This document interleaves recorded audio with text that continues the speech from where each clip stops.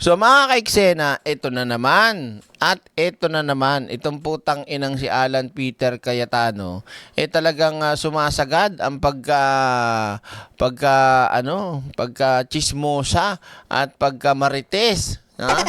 At grabe na naman ang mga ipinapakalat nito na naman ni Alan Peter Cayetano aka Senator Vlogger.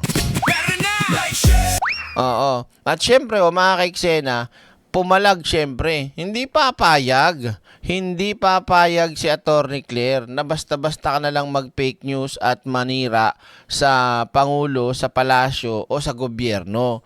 Kaya naman mga kaiksena, muli na namang biniweltahan sa paratang ni Alan Peter Petra ang Palasyo. Ito, biniweltahan. Ano yan? Kaya ang galing talaga na ako nagturo kay Attorney Claire Paano mang okra, charot. Pero hindi siya gumagamit ng mga bad words. Siyempre, abogado yan edukado yan. Tayo naman, edukago. Ito na, tira Attorney Claire. Bumweltang Malacanang sa mga birada ni Senator Alan Peter Cayetano. Kabilang ang payag nito na ginagawang pantakip sa isyu ng korupsyon, ang impeachment ni VP Sara. Saan naman galing yun, Alan Peter Cayetano? Putang ina mo. Ha? Anong ginagawang panakip yung impeachment? Last year pa. 'Di ba? Diyos ko, hindot. Napapanot ka na hindi mo pa aminin at hindi ka pa magladlad para makapagsuot ka na ng paborito mong wig. 'Di ba? Kasi lahat ng mga Duterte supporters, lahat wig. Subscribe na agad sa channel. 'Di ba? Lahat sila mahilig sa wig, no? Pansinin nyo. So eto na nga, papaanong magiging panakip butas o panakip pangharang, panangga yung impeachment sa korupsyon. Mismong impeachment nga, ang nilulutas dyan ay yung nangyaring korupsyon. Hindi ho ba? Bakit? Kasi nga ho, isa sa pinakamataas na posisyon sa bansa, magnanakaw. Sino? Yung Vice President. Si Sara Duterte mismo. May not like how I answer. Yes. She may not like the content of my answer. Yes. But I am answering. 'Di ba? Tuloy natin.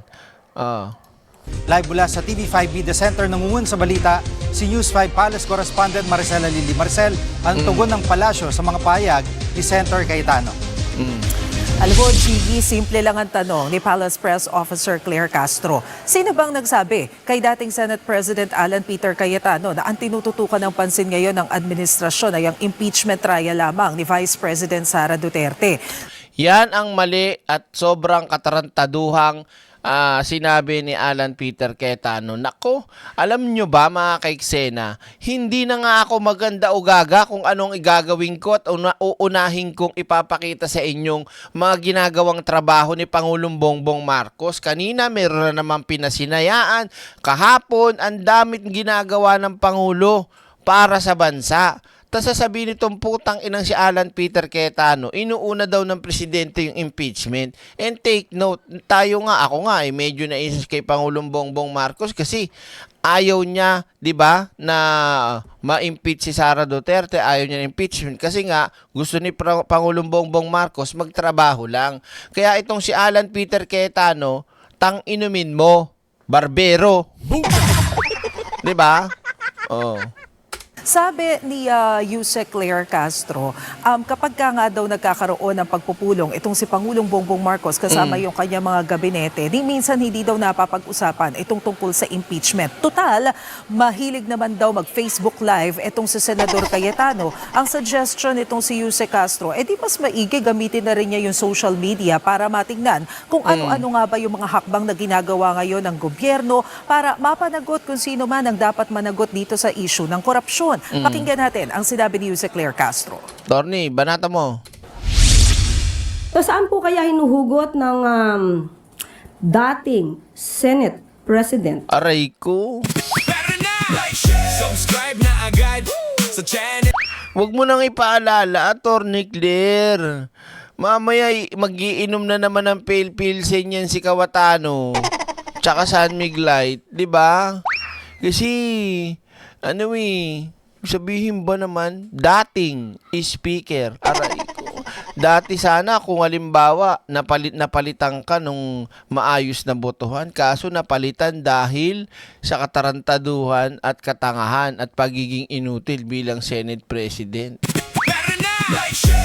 Grabe, ang lakas mo. Emotional damage! Di ba? Ibuhos na ang beer sa laking na lamuna.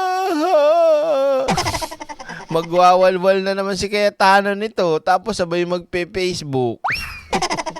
Grabe ka, Tornicler, ha? Huwag mo masyadong hard. Sobra ka naman mang Ay hinuhugot ng dating Senate President Alan Peter Cayetano ang kanyang mga kwento. Kwento? Kwento pala to eh. Kwento mo kay Pagong. Ay, kwento mo sa Pagong. Sinong Pagong? Si Pong Pagong. Med Moisel, maraming salamat po. Thank you. Love you. Siguro sa susunod po, tanungin nyo, kaya lang puro Facebook yata po siya, no? Siguro, Kaya alam po, puro Facebook po yata siya, no? Na lang yung buhay ito.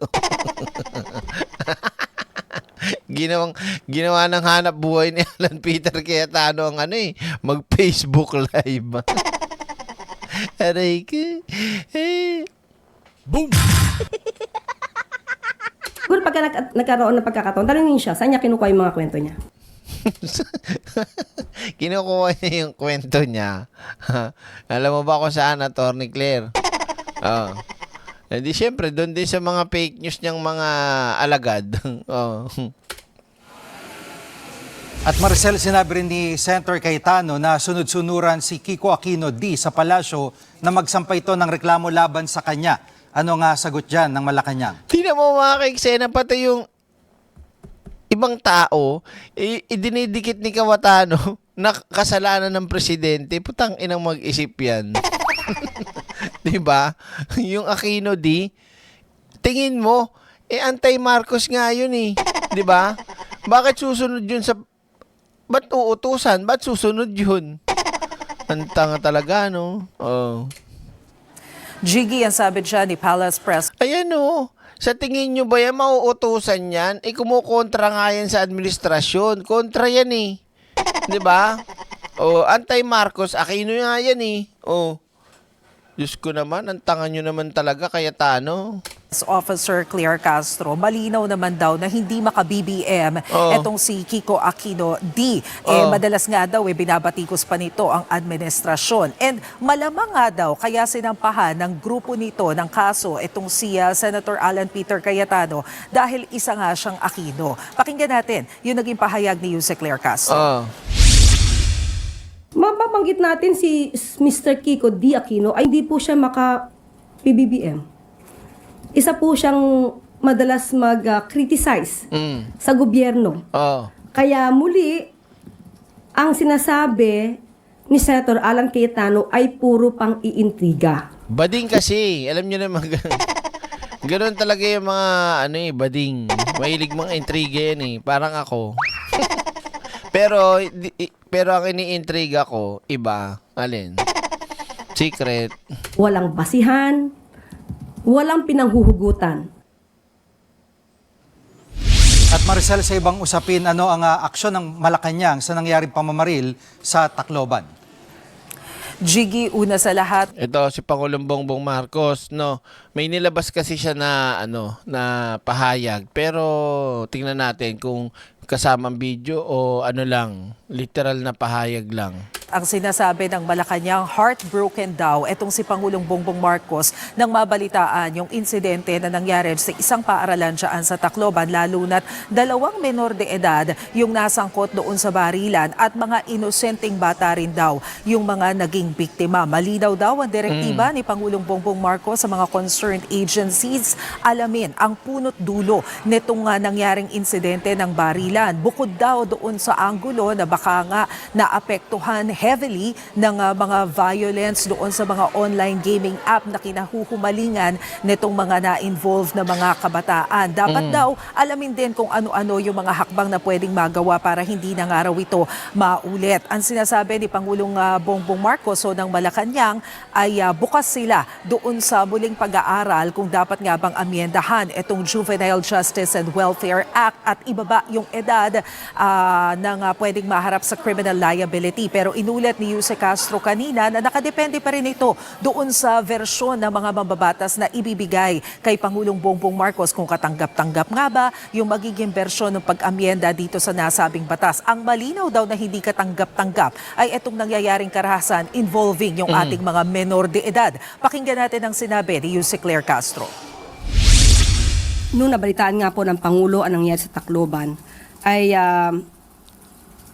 heartbroken, masasabi natin, ang naramdaman ng Pangulo dahil mga bata ang lumalabas na kaya na gumawa ng krimen, kayang magplanong gumawa ng krimen, at mga inosenteng mga kabataan din ang nabibiktima. Mas maganda po ngayon na mapakita talaga natin kung paano ba natin inaalagaan ang ating mga kabataan at hindi po siguro nararapat na isang tabi o isabaling hindi pansinin ang mga ganitong pangyayari. Ipinag-uutos po ng Pangulo ang lahat ng dapat na gawin ng mga concerned agencies para po maiwasan ang mga ganitong klaseng kaharasan. Yan muna ang latest. Balik sa iyo, Gigi. Yan ang ulat ni Maricel Alili live mula sa TV5 Media Center. Oh, nakita nyo ba mga kaiksena na umepal ang Pangulo?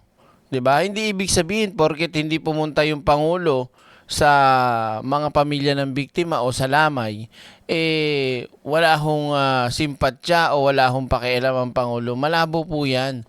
Kasi alam nyo kung bakit, no? Hindi naman siya kagaya ni Sara Duterte na saan may lamay, nandun. 'Di ba? Like, share, subscribe na agad. Kasi alam nyo, hindi kailangan ni Pangulong Bongbong Marcos na mag-ala lamayera para lamang masabing mabait siya. Hindi naman nakukuha yun dun eh. 'Di ba? Yung iba doon, kaya lang pumupunta sa lamay ng mga kamag-anak nyo, kapitbahay nyo, nakikikape lang. Like, share, subscribe. Yung iba naman nakikitambay kasi walang hapunan sa bahay nila, nag-aabang ng sotanghon, nag-aabang ng luto sa gabi dyan sa mga lamay kung may sopas. Itong putang ina si Sara Duterte, paborito talaga niya lamayan. Di ba? May pera siya, mayaman siya, dami niyang nanakaw, tapos hindi naman siya nagugutom. Ano sinasadya niya doon? Pakikiramay? Sos, delolo. Boom! Nagpupunta si Sara sa mga lamay kasi nga nagpapaganda ng pangalan dahil puro kapalpakan, katarantaduhan at walang nagagawa si Sara. Yun laang yun. Pero kita nyo naman po, 'di ba? Oh, bukas ang Pangulo, bukas ang Presidente kung merong maggagawang amyendahan ng batas na ganito para sa ganyan, sige. Sino ba gagawa ng batas? Sino ba mag-aamyenda? Ako? Bakit? Senador ba ako? Kongresista ba ako? Oh. Wala. Silang mga kongresista at senador ang dapat kumilos dyan kaysa magkukuda at tuturo mo yung presidente.